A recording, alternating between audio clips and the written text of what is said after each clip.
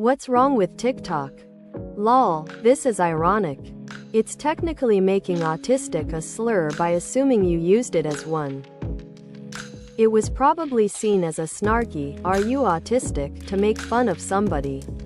Not as a genuine question that you were trying to ask. Some people use the word autistic as an insult, so maybe TikTok thinks it's an insult. A lot of people, NTs, take it as an insult, probably because they view us as inferior. TikTok is not a safe place for marginalized people. It's TikTok. Need we say more?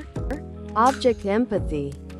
https preview.red.it/3uvers0os4e1.jpg width equals 500 and format equals pjpg and auto equals webp and s equals d86233 d33f17 d7368 bd158 efbdf89 b637 e313710. Super relatable. I have a plush that I lost for like a month, and I was so happy I cried once I found him again. Fuin smiley face. Japan is super cute, and I'm sure that wherever his parents are, they're happy that their little wooden frog baby is no longer in a thrift store and has you now, so he won't be lonely. Such an adorable little dude! Exclamation mark. Roommates' meltdowns are intense, regular, and I don't know how long I can keep doing this. If you really are stuck, you could attempt to discuss with him when he is in a positive state about how you can implement strategies in order to reduce the severity of this. It is not alright to self-harm, he must do something to bring himself round. It may be difficult at first, but he should take some responsibility for how these things affect those around him. With sensitivity obviously, but you need to set some boundaries for yourself. This is a dense and cumbersome situation. Considering he is your roommate, and not your significant other or long-term close friend, then it is difficult to assume you are in a position that has hold inside of him. Like a parent, sibling or partner, your options are limited, but this doesn't mean there are none. What he is going through, you have made it out to sound you are not equipped, and more importantly, _trained to deal with. This sucks. The fact that you feel so moved to help him is beautiful. But helping him will never be worth destroying yourself. This is a harsh truth, and complicated to accept and embrace. But you can help him resource his own help. Do research together to find therapists that are nearby. Learn about healthier coping mechanisms together. Encourage each other to use them. Talk about a routine. Anything that is able to help him starts with communication and trust, but if it becomes too much, you do not owe him anything. I know this hurts, and I'm sorry, but you have to be well to help others be well. I wish you the kindest of lucks, and that his heart softens. When you fly on an airplane, the safety briefing contains explicit instructions to secure your own oxygen mask first before helping anyone else. The concept being that you can't help anyone unless you're your best you that you can be. The same principle applies to first responders.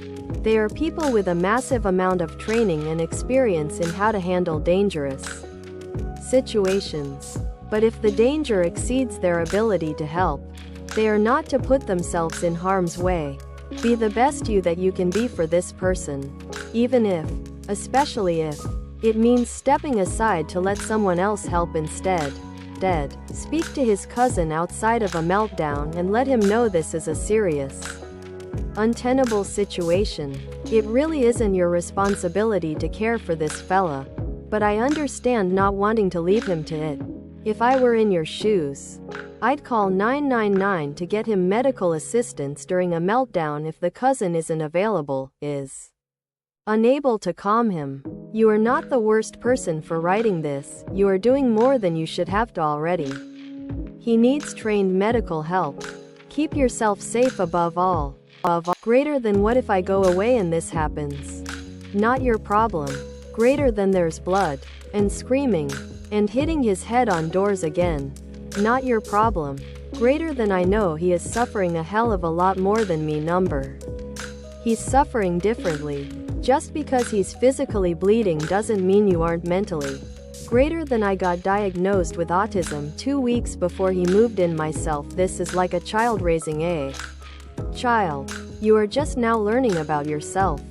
This is a difficult time for newly diagnosed autistics.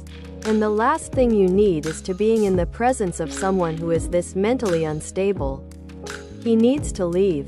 Or you do. I'm actually shocked that with this level of self-harming, he was given the okay to live on his own.